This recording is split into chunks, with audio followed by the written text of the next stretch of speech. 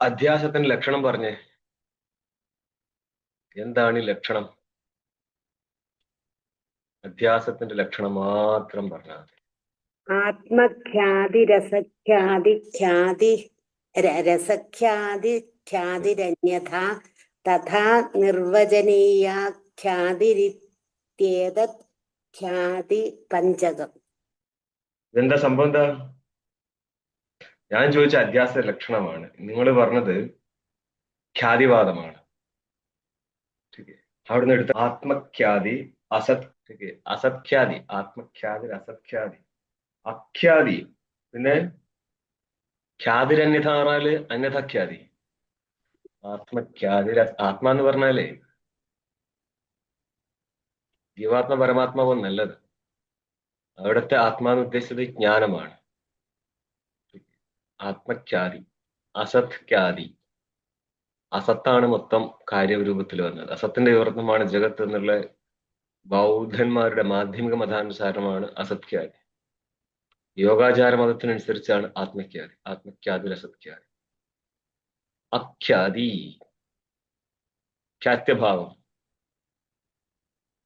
ആത്മഖ്യാതി അസത്ഖ്യാതി അഖ്യാതി ഖ്യാതിരന്യഥ. അഖ്യാതി എന്ന് പറഞ്ഞാൽ പ്രാഭാകര മതത്തിനനുസരിച്ച് ഭേദം അറിയാതെ പോവുകയാണ്. ഭേദം രജവും സർപ്പവും തമ്മിൽ ഭേദം അറിയാതെ പോകുന്നത് കൊണ്ട് ഭ്രമം മാനിക്കത്തില്ല. പക്ഷെ ഇവിടെ ഇപ്പം പറയും ഭ്രമം മാനിക്കാതെ ഇങ്ങനെ വ്യവഹാരം നടക്കും. പക്ഷെ പ്രാഭാകര സിദ്ധാന്തത്തില് ഭ്രമമില്ല. രണ്ട് ജ്ഞാനമാണ്, രണ്ട് വിഷയമാണ്. അതായത് മറ്റ് മതങ്ങളില് പറഞ്ഞു നിർത്തിയത് ഇവർ ചിലപ്പോൾ ആ മതത്തിനെ അവർ പോലും അറിയത്തില്ല, വേറെ രീതിയിൽ സിദ്ധിച്ചു കളയും. അത് യുക്തിപരമായിട്ട് നിങ്ങൾക്ക് ഇത് മാനിക്കേണ്ടി വരും എന്നുള്ളത് കൊണ്ട് അങ്ങനെ സിദ്ധിക്കുന്നത്. അല്ലാതെ അവർ മതമൊന്നും അങ്ങനെ ആയിരിക്കത്തില്ല. ഇത് ചെയ്യാന് വേദാന്തിയുടെ ശൈലി എങ്ങനെ, ഇവിടെ കുറെ അങ്ങനെ തന്നെയാ കാണുക. അപ്പൊ ടീക്ക നോക്കിയോ, 11-ാം പേജില് ബ്രഹ്മസൂത്രം 11-ാം പേജ് താഴേന്ന് രണ്ടാമത്തെ പങ്ക്തി എന്നുവെച്ചാ സ്മര്യമാണ് സത്യരചിത സേവ പരത്ര ശുക്തൗ അപഭാസ്യത്വേന അധ്യസ്തോക്തി അവഭാസ്യത്വേ ന അധ്യസ്തോക്തി എന്നാണ്. ഇവരെ കുറച്ച് മെനയുണ്ടായിരുന്നെങ്കിൽ ആ പങ്ക്തി രണ്ടാക്കിയാണ്. അധ്യസ്ഥത്വേന എന്നും അധ്യസ്ഥത്വേ എന്ന് പറഞ്ഞാലും ഒന്ന് തൃതീയാന്തത്തിൽ നിൽക്കും, ഒന്ന് സപ്തമ്യന്തത്തിൽ നിൽക്കും. സ്മര്യമാണ് സത്യരചിത സേവ. സ്മരണത്തിന്റെ വിഷയം ആരാ? അതായത് ഇപ്പോൾ ആരാ വരുന്നത്? ഈ നൈയായിക വൈശേഷിക സിദ്ധാന്തത്തിനനുസരിച്ച് ഞാനിപ്പോ ഒരു ശ്ലോകം നിങ്ങൾക്ക് അയച്ചു തന്നില്ലേ, ആത്മഖ്യാതി രസഖ്യാതി. രസഖ്യാതി ഒന്നും വായിച്ചേക്കരുത്. അഖ്യാതി ഖ്യാതിരന്യഥ പറഞ്ഞാൽ അന്യഥഖ്യാതി, പിന്നെ അവസാനം നിങ്ങളുടെ വേദാന്തികളുടെ അനിർവചനീഖ്യാതി. ഇത് എല്ലാം ബ്രഹ്മസ്ഥലമൊന്നും അല്ല, മാറി മറിഞ്ഞൊക്കെ വരുന്നുണ്ട്. അത് ആ പ്രസംഗം അവതരിപ്പിക്കുന്നവരെ മനസ്സിലാത്തൂടെ എന്താ സംഭവിച്ചുകൊണ്ടിരിക്കുന്നത്. അപ്പോൾ അപ്പൊ എന്താണ് നൈയായിക സിദ്ധാന്തത്തിനനുസരിച്ച് ശുക്തിയിൽ ഒരു രജതം കാണുകയാണെങ്കിൽ ആ ശുക്തി രജതത്വേന ഭാസത്തെ എന്ന് പറയും. അതായത് തദഭാവതി ശുക്തിത്വഭാവതി, രജതത്വഭാവതി. രജതത്വഭാവതി ശുക്തൗ രജതത്വേന. ശുക്തിയുടെ ഭാനം എന്ന് പറഞ്ഞാല് രജതഭാനം എന്ന് മനസ്സിലായിക്കുക. അതായത് ഇപ്പോൾ ഘടത്തിന്റെ ഭാനം എങ്ങനെയാ? ഘടത്വേന ഘടഭാനം. ഇപ്പൊ നൈയായിക സിദ്ധാന്തത്തിനനുസരിച്ച് ഒരു ഘടം കാണുന്ന സമയത്ത് ആ ഘടത്തിൽ ഘടത്വമുണ്ട്, ഘടമുണ്ട്, ഘടഘടത്വ സംബന്ധമായിരിക്കും, സമവായമുണ്ട്. നിങ്ങൾ ഘടത്തെ കാണുമ്പോൾ പോലും ആ ജ്ഞാനത്തിലും മൂന്നെണ്ണം വിഷയമായിരിക്കും: ഘടവും ഘടത്വവും അവയുടെ സംബന്ധവും. ഇതിനെയാണ് സപ്രകാരക ജ്ഞാനം എന്ന് പറയുന്നത്. സപ്രകാരക ജ്ഞാനത്തിന് മുന്നേ അവർക്ക് നിഷ്പ്രകാരക ജ്ഞാനമുണ്ട്. അതായത് ഘടത്തിന്റെയും ഘടത്വത്തിന്റെയും ഘടഘടത്വ സംബന്ധമായിരിക്കും സമവായത്തിന്റെയും വ്യസ്തങ്ങളായിരിക്കുന്ന ജ്ഞാനങ്ങൾ, അതായത് കൂടിച്ചേരാത്ത ജ്ഞാനം മൂന്നെണ്ണത്തിന്റെ ഇതുണ്ടാവും. അതിനുശേഷമാണ് മൂന്നും കൂടിച്ചേർന്നിരിക്കുന്ന വിശിഷ്ടജ്ഞാനം ഉണ്ടാകുന്നത്. ഇതിനെയാണ് സപ്രകാരക ജ്ഞാനം എന്ന് പറയുന്നത്. സപ്രകാരക ജ്ഞാനത്തിന്റെ മുന്നിൽ നിഷ്പ്രകാരക ജ്ഞാനം നടക്കും. ഈ നിഷ്പ്രകാരക ജ്ഞാനമല്ല വേദാന്തിയുടെ നിർവികൽപക ജ്ഞാനമായിരിക്കുന്ന ബ്രഹ്മജ്ഞാനം, അത് വേറെയാണ്. ഇതൊന്നും അറിയാതെ ആരെന്ത് സംസാരിക്കും നമുക്ക് മനസ്സിലാവാതെ പോകും. മനസ്സിലായിട്ടില്ലെങ്കിൽ പ്രശ്നമൊന്നുമില്ല, ബ്രഹ്മജ്ഞാനം ഉണ്ടായാൽ മതി. ഇതിപ്പോ മനസ്സിലായിട്ടില്ല എന്താ? ഗുരുവിന്റെ അടുത്ത് പോവുക, ഒരാറ്റ നിലവിളി, ഒരു പേക്കാക്കിയിട്ട് ജ്ഞാനം തന്നാൽ പിന്നെ സംഭവമൊക്കെ സിമ്പിൾ. ഇവര് പറയുന്നത് ബ്രഹ്മസ്ഥലത്ത് ശുക്തിയെ പ്രത്യക്ഷീകരിക്കാൻ പറ്റും, അതേപോലെ രജതത്തിനെ നമുക്ക് സ്മരിക്കാൻ പറ്റും. സ്മരിക്കുന്ന രജതത്തിലെ രജതത്വം, അവ സ്മരിക്കുന്ന രജതമായതുകൊണ്ട് സ്മര്യമാണം. സ്മര്യമാണമായിരിക്കുന്ന രജതത്തിന്റെ രജതത്വമാണ് ശുക്തിയിൽ ഭാസിക്കുന്നത്. ഇതാണ് അന്യഥാഖ്യാതി. ആയതുകൊണ്ട് രജതത്വം മറ്റൊരു രജതത്തിൽ വാസ്തവല്ലേ? അതെ. ഇവിടെ ശുക്തി വാസ്തവല്ലേ? അതെ. പിന്നെ ഭ്രമം എവിടെ നിന്നുണ്ടാവാന്? ഇതാണ് ചോദ്യം. സ്മര്യമാണ് സത്യരജിത സേവ. സ്മരിക്കപ്പെടുന്ന സത്യരജിതം തന്നെയാണ് പരത്ര എന്ന് പറയുന്ന ശുക്തവും അവഭാസ്യത്തെ തസ്യ അവഭാസ്യത്തെ. സ്മരിക്കപ്പെടുന്ന സത്യരജിതമാണ് ശുക്തിയിൽ അവഭാസിക്കപ്പെടുന്നത് എന്നിരിക്കെ ന അധ്യസ്തത്വോക്തി, ഇത് അധ്യസ്ഥമാണെന്ന് പറയാൻ പറ്റത്തില്ല. കാരണം മറ്റിടത്തൊരു വാസ്തവം ഇരിക്കുകയാണ്, അതിനെ ഇവിടെ സ്മരിക്കുന്നല്ലേ ഉള്ളൂ. ശരിക്കും സ്മരിക്കുന്ന ആ വിഷയമാണ്. ഇത്രയുള്ള പ്രശ്നം, സ്മരിക്കപ്പെടുന്ന വസ്തുവിലെ ധർമ്മം മറ്റൊരു ധർമ്മിയിൽ ഭാഷിക്കുന്നു എന്നേ ഉള്ളൂ. അപ്പോൾ അന്യഥാഖ്യാതി വാദിക്കുമ്പോൾ പോലും, വാദത്തിൽ അവര് അന്യഥാഖ്യാതി എന്ന് പറയും ബ്രഹ്മസ്ഥലത്ത്, എന്ന് പറഞ്ഞാല് ശുക്തി രജതത്തിന് ഭാസത്തെ. പക്ഷേ രജതത്വത്തിന്റെ സംസർഗം, സംബന്ധം ശുക്തിയിലുണ്ടോ എന്ന് വെച്ച് കഴിഞ്ഞാൽ ഇല്ല. ഈ സംബന്ധാംശത്തില് നൈയായികരും അസത്ഖ്യാതി തന്നെയാണ് മാനിക്കുന്നത്. കാരണം അങ്ങനത്തെ ഒരു സംബന്ധമില്ല, അസത്തായിരിക്കുന്ന സംബന്ധത്തിന്റെ സംസർഗം. അപ്പൊ അന്യഥാഖ്യാതി എന്ന് പറയുന്നത് ഭ്രമം വരുമ്പോൾ വസ്തു അന്യരൂപത്തിൽ ഭാഷിക്കുന്നത് കൊണ്ട് അന്യഥാഖ്യാതി എന്ന് പറഞ്ഞു. ഓക്കെ. എന്നാൽ അതിന്റെ സംബന്ധം ഉണ്ടോ വെച്ച് കഴിഞ്ഞാൽ ഇല്ല. അതുകൊണ്ട് സംബന്ധാംശത്തിൽ അസത്ഖ്യാതി മാനിക്കും. പറയാണ് സ്മര്യമാണ് സത്യരജതത്തിന് തന്നെയാണല്ലോ. രണ്ട് രീതിയിൽ പറയാം. രജതത്വത്തിന്റെ ഗ്രഹണം നടക്കുന്നു എന്നോ, അല്ലെങ്കിൽ സ്മരിക്കപ്പെട്ടിരിക്കുന്ന രജതം ഇവിടെ ഭാസിക്കുന്നു എന്ന് പറയാം. സമീപത്തില് ശുക്തിയാണുള്ളത്, ആ ശുക്തിയെ രജതമായിട്ട് കാണാണ്. അപ്പൊ രജതം അത് സ്മരിക്കപ്പെട്ട രജതമാണ്. അപ്പൊ സ്മരിക്കപ്പെട്ട രജതം ഇല്ലെന്ന് പറയാൻ പറ്റുമോ? അപ്പോൾ അധ്യസ്ഥത്വം സിദ്ധിക്കാൻ പറ്റത്തില്ല. ഇതിനച്ച വാച്യം. എന്തുകൊണ്ടാണ് അങ്ങനെ മാനിച്ച പ്രശ്നം എന്താ? അന്യതാഖ്യാതി പ്രസംഗാത്. അങ്ങനെ മാനിച്ചാൽ അന്യതാഖ്യാതിയായി മാറും. അതൊരു ദോഷമാണോ? ഒരു ദോഷമാണ്. എന്താ ദോഷം? അങ്ങനെ മാനിച്ചു കഴിഞ്ഞാൽ അധ്യാസം സിദ്ധിക്കാൻ പറ്റത്തില്ല. ഞങ്ങൾ അതിന് അധ്യാസം സിദ്ധിക്കാതിരിക്കാനല്ലേ മെനക്കെടുന്നത് പൂർവക്ഷി. അധ്യാസം സിദ്ധിക്കപ്പെട്ടിട്ടില്ലെങ്കിൽ ഈ സൂത്രം പോലും എഴുതേണ്ടി വരത്തില്ല. എന്തുകൊണ്ടാ? അധ്യാസം സിദ്ധിക്കപ്പെട്ടില്ലെങ്കിൽ ഈ സൂത്രം പോലും എഴുതപ്പെടില്ല. ഒരു തെളിവില്ല അല്ലേ? അതാണ് ഈ ബ്രഹ്മസൂത്രത്തിന്റെ ഒരു ഗുണം. ഒരു ക്ലാസ് മുന്നോട്ട് പോയി കഴിഞ്ഞാൽ മുന്നിൽ എന്തായിരുന്നു സംഭവിച്ചത് ഒന്നും മനസ്സിലാവില്ല. അനുബന്ധ ചതുഷ്ടയം സമ്പന്നമാവില്ല. അനുബന്ധ സദസ്സായിട്ട് സൂത്രത്തിന് എന്താ ബന്ധം? എവിടെ എന്തൊക്കെ കത്തുന്നുണ്ട്. അതായത് ഈ സൂത്രവുമായിട്ട് ബന്ധപ്പെട്ടിരിക്കുന്ന ശ്രുതി ഏതാ? അങ്ങനെ ഷോർട്ടായിട്ട് ചിന്തിച്ചു പോന്നാൽ മതി.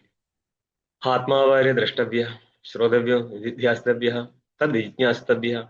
ഇതിലൂടെ എന്താ പറയുന്നത്? ശ്രവണാദികളെ പറയാണ്.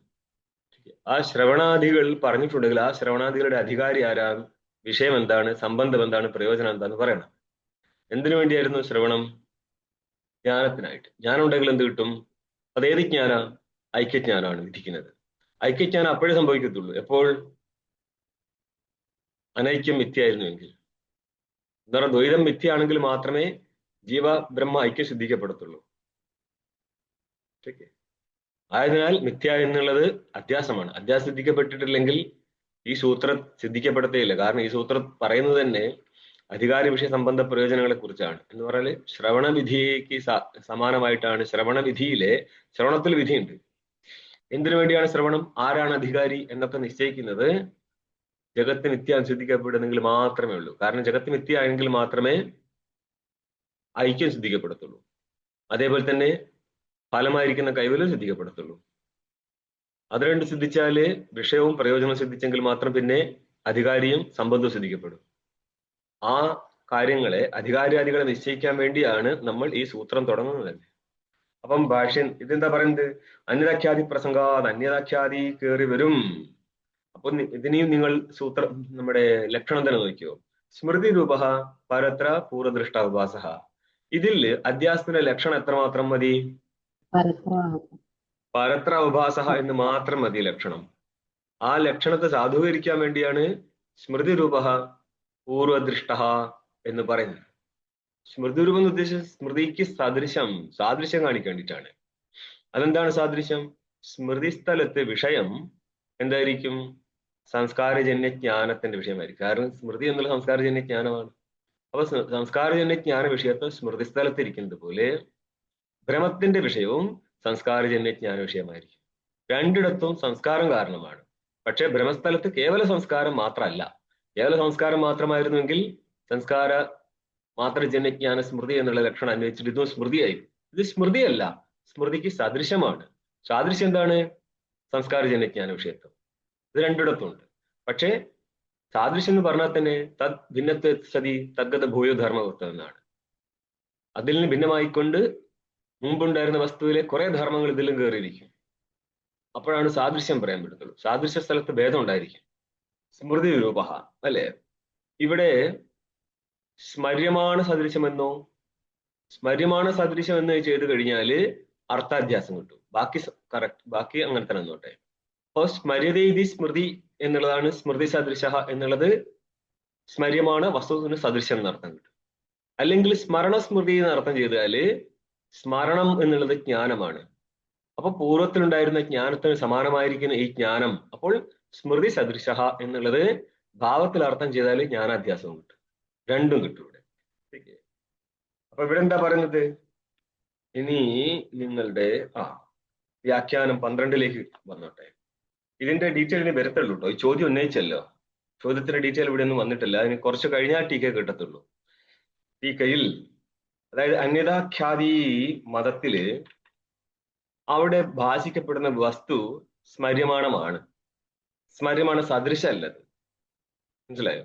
സ്മൃതി രൂപം എന്ന് പറഞ്ഞാല് സ്മൃതേഹ രൂപം രൂപം യസ്യാണ്. സ്മൃതിയുടെ രൂപം പോലെ സ്മൃതിക്ക് അർത്ഥം സ്മര്യമാണെന്ന് ചെയ്യാം.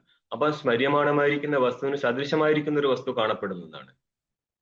അല്ലാതെ സ്മര്യമാണ വസ്തു കാണപ്പെടുന്നില്ല ഇവിടെ. സ്മര്യമാണ വസ്തു കാണപ്പെടുമ്പോൾ അത് അന്യതാഖ്യാതിയാവും. സ്മര്യമാണത്തിന് സദൃശമായി കാണപ്പെടുന്നത് കൊണ്ട് അത് അന്യതാഖ്യാതി അല്ല. ഇവിടെ വേറെ തന്നെ വസ്തു ഉത്പന്നമാകുന്നുണ്ട്. ഇനി ടീക്ക 12ാം പേജ്. സ്മര്യത ഇതി സ്മൃതി സത്യരചിതാദി തസ്യ രൂപമിവ രൂപം അസ്യേതി സ്മൃതി രൂപ. സ്മര്യത ഇതി സ്മൃതി, അതായത് സ്മൃതി ശബ്ദത്തിന് നമ്മൾ കർമ്മണി ഉത്പത്തി ചെയ്തു. സ്മൃതി സ്മരണ സ്മൃതി എന്ന് ഭാവത്തിൽ ഉത്പത്തി ചെയ്തു കഴിഞ്ഞാൽ ജ്ഞാനമാണ്. സ്മര്യത ഇതി സ്മൃതി എന്നുള്ളത് സ്മൃതിയുടെ വിഷയത്തെ നമുക്ക് സ്മൃതി എന്ന് പറയാം. അപ്പോൾ സ്മര്യത സ്മൃതി എന്ന് സ്മൃതി ശബ്ദത്തിന് അർത്ഥം ചെയ്തു കഴിഞ്ഞാൽ വിഷയത്തെ എടുക്കണം. അതേതാ? സത്യരചിതാദി. നിങ്ങൾക്ക് മാനിച്ചു കൊടുക്കുകയാണ്. സത്യരചിതത്തെ കണ്ടിട്ടാണ് ഒരിടത്ത് നമ്മൾ സ്മരിക്കുന്നത് അല്ലേ? ഓക്കെ, അങ്ങനെ ആയിക്കോട്ടെ. സത്യരചിതാദി തസ്യ രൂപമിവ രൂപമസ്യേതി സ്മൃതി രൂപ. സത്യരചിതത്തിന്റെ രൂപം പോലെയുള്ള രൂപം ആർക്കുണ്ടാവും? സ്മര്യമാണ് രജതം വാസ്തവല്ലേ? ഇവിടെ ഇത് അന്വയിക്കുന്നവർ ശ്രദ്ധിച്ചോളണം. ഇവിടേക്ക് ലക്ഷണം അന്വയിക്കുന്നത് പ്രാതിഭാസിക രജതത്തിലേക്കായിരിക്കും. രജതം മാത്രമല്ല, രജതാദികളിലേക്ക് അന്വയിക്കുക. വ്യാവഹാരിക ജഗത്തിന് എടുത്തിട്ടില്ല. അതെന്തുകൊണ്ടാന്ന് പറഞ്ഞാല് രണ്ട് പൂർവപക്ഷിക്കും സിദ്ധാന്തിക്കും സമ്മതമായിരിക്കുന്ന ഒരു സ്ഥലം വേണം അന്വയിച്ച് കാണിക്കാൻ. അതുകൊണ്ടാണ് ഇങ്ങനെ വന്നത്. അപ്പോൾ സ്മരിക്കപ്പെട്ടിരിക്കുന്ന വാസ്തവ രജതം അതിന്റെ രൂപത്തിന് സമാനമായിരിക്കുന്ന രൂപമാണ് ഇവിടെ കാണുന്നത്, ശുക്തിയിൽ കാണുന്നത്. ശുക്തിയിൽ ഒരു രൂപ്യം ഉണ്ടോ ഇല്ലയോ? ശുക്തിയിൽ രൂപ്യം എന്ന് പറയുന്ന രജതം. ശുക്തിയില് ഭ്രമിക്കുന്ന സമയത്ത് ശുക്തിയില് വേദാന്തികള് ഒരു രജതത്തെ മാനിക്കുന്നുണ്ടോ? പ്രാതിഭാസികമായിട്ട് മാനിക്കുന്നുണ്ട്. പ്രാതിഭാസികമായിട്ട് മാനിക്കല്ല, പ്രാതിഭാസികമായിരിക്കുന്ന ഒരു വസ്തുവിനെ മാനിക്കുന്നു. പറഞ്ഞ ശരിയാണ്, ഞാൻ സെന്റൻസ് കറക്റ്റ് ചെയ്യുന്നുള്ളൂ. പ്രാതിഭാസികമായിരിക്കുന്ന ഒരു വസ്തു, അതായത് അധിഷ്ഠാനം വ്യാവഹാരികമാകുമ്പോൾ കൽപ്പിത വസ്തു പ്രാതിഭാസികം. അധിഷ്ഠാനം പാരമാർത്ഥികമാകുമ്പോൾ കൽപ്പിത വസ്തു വ്യാവഹാരികം. അതായത് അധിക സത്താകമായിരിക്കുന്ന അധിഷ്ഠാനത്തില് ന്യൂനസത്താകമായിരിക്കുന്ന വസ്തുവിന്റെ ഭ്രമം നടക്കുന്നു എന്നർത്ഥം. ഇവിടെ ഇപ്പോൾ അധിഷ്ഠാന ബ്രഹ്മത്തിലെ വ്യാവഹാരിക ജഗത് അധ്യാസത്തെ എടുത്ത് സംസാരിക്കുന്നില്ല. വ്യാവഹാരികമായിരിക്കുന്ന അധിഷ്ഠാനത്തിലെ കൽപ്പിതമായിരിക്കുന്ന പ്രാതിഭാസികമായിരിക്കുന്ന അധ്യാസത്തെ എടുത്താണ് കാണിക്കുന്നുള്ളൂ. കാരണം പൂർവപക്ഷിക്കും ഹാ എന്ന് പറയണമെങ്കിൽ ഈ സ്ഥലം കൊടുക്കണം. അതുകൊണ്ടാണ് ഇതൊക്കെ പോകുന്നത്. എന്തിനു പൂർവപക്ഷി? വേദാന്ത ബോധം ഇല്ലെങ്കിൽ ജഗത്ത് മൊത്തം സത്യം തന്നെയല്ലേ, അതിൻ്റെ അടുത്ത് കളി നടക്കത്തില്ലല്ലോ. അപ്പോൾ അതിന് സമാനമായിരിക്കുന്ന രൂപമാണ് ആർക്കുള്ളത്? കയറിൽ കൽപ്പിതമായിരിക്കുന്ന സർപ്പത്തിന്, അല്ലെങ്കിൽ ശുക്തിയിൽ കൽപ്പിതമായിരിക്കുന്ന രജതത്തിനുള്ളത്. അതുകൊണ്ട് സ്മര്യമാണ് സദൃശ്യം എന്നുള്ള അർത്ഥത്തിലാണ് എന്ത് പറയുന്നത്? സ്മൃതി രൂപ എന്ന് പറഞ്ഞത്.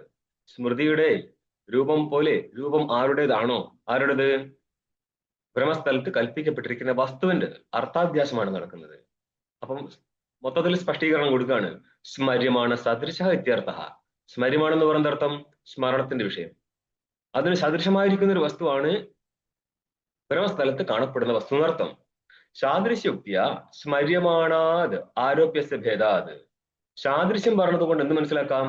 സ്മര്യമാണ പദാർത്ഥത്തിൽ നിന്ന് ആരോപ്യമായിരിക്കുന്ന അധ്യസ്ഥ പദാർത്ഥത്തിന് ഭേദമുണ്ടെന്ന് മനസ്സിലാക്കാം. ഒന്നല്ല.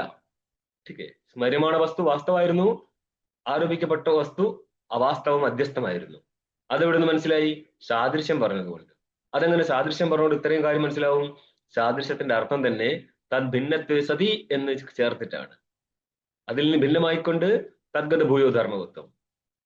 ഓക്കെ, മാനവേന്ദ്ര വിളങ്ങുന്നു ചന്ദ്രനെ പോലെ നിൻമുഖം എന്ന് പറഞ്ഞാല് മാനവേന്ദ്രൻ വേറെയാണ്, ചന്ദ്രൻ മാനവേന്ദ്രൻ എന്ന് പറഞ്ഞാൽ മാനവേന്ദ്രനെ എടുത്തിട്ട് മാനവന്മാരുടെ ഇന്ദ്രൻ രാജാവേ. ഓക്കെ, നിന്റെ മുഖം ചന്ദ്രനെ പോലെ വിളങ്ങുന്നു, ചന്ദ്രൻ വേറെയാണ്, മുഖം വേറെയാണ്. എന്നാലും ചന്ദ്രനിലിരിക്കുന്ന കൂടുതൽ ധർമ്മം രാജാവിന്റെ മുഖത്ത് ആരോപിച്ചാണ് സ്തുതിക്ക് വേണ്ടി പറയുന്നല്ലേ. ആയതുകൊണ്ട് എന്ത് പറ്റി?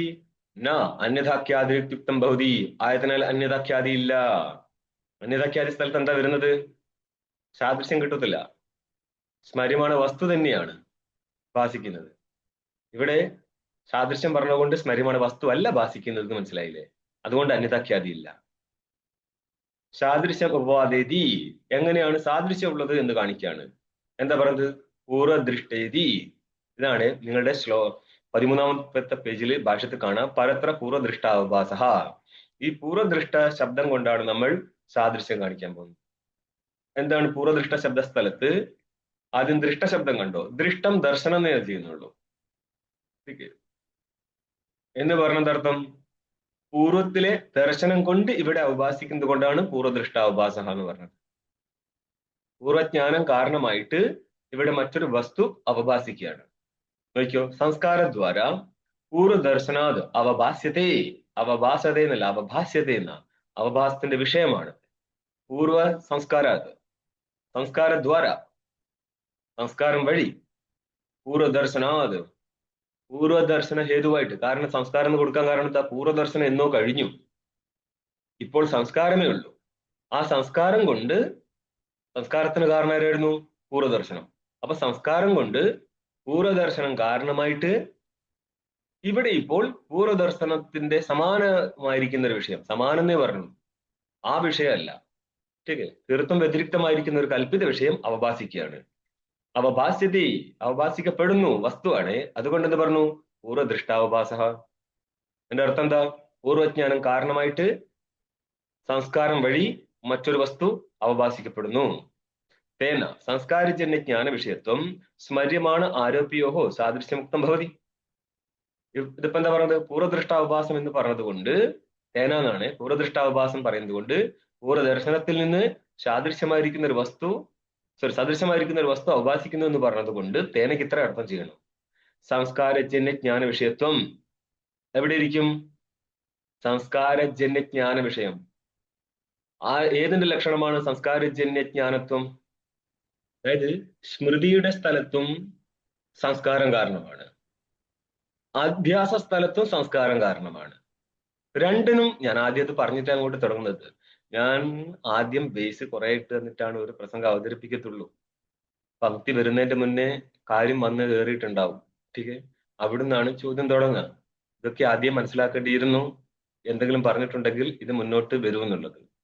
ഏതൊരു പ്രസംഗമാണ് ബുക്കിൽ ഇല്ലാത്തത് ആദ്യം അവതരിപ്പിച്ചത്, അത് മുന്നോട്ടേക്ക് സമർത്ഥിക്കേണ്ട സാധനമായിരിക്കും. സംസ്കാരജന്യ ജ്ഞാനം, സംസ്കാരത്തിൽ നിന്ന് ഉത്പന്നമാവുന്ന ജ്ഞാനം, അതെന്താണ്? സ്മൃതിയാണ്, അധ്യാസമാണ്. ആ ജ്ഞാനത്തിന്റെ വിഷയം ഏതായിരിക്കും? സ്മര്യമാണ് വസ്തുവാണ്, ആരോപ്യ വസ്തുവാണ്. നോക്ക് പങ്ക്തി എന്താ എഴുതിയത്? സംസ്കാരജന്യ ജ്ഞാന വിഷയത്വം എവിടെ ഇരിക്കും? സ്മര്യമാണ് ആരോപ്യോഹോ, സപ്തമി ദിവചനമാണ്. സ്മര്യമാണ് വസ്തുവിലും ആരോപ്യ വസ്തുവിലും ഉള്ളത് കൊണ്ട് സാദൃശ്യമുക്തം ഭവതി, സാദൃശ്യം പറയപ്പെട്ടിരിക്കുന്നു. ഏതാണ് സാദൃശ്യം? സംസ്കാരജന്യ ജ്ഞാന വിഷയത്വം. ആരുടെ സാദൃശ്യം? സ്മര്യമാണ് വസ്തുവിന്റെയും അധ്യസ്ഥ വസ്തുവിന്റെ സാദൃശ്യമാണ്. രണ്ടിനും കാരണം ആരാ? സംസ്കാരമാണ്. സംസ്കാരജന്യ ജ്ഞാനം ഏതാ? സ്മൃതിയാവാം, ഭ്രമമാവാം.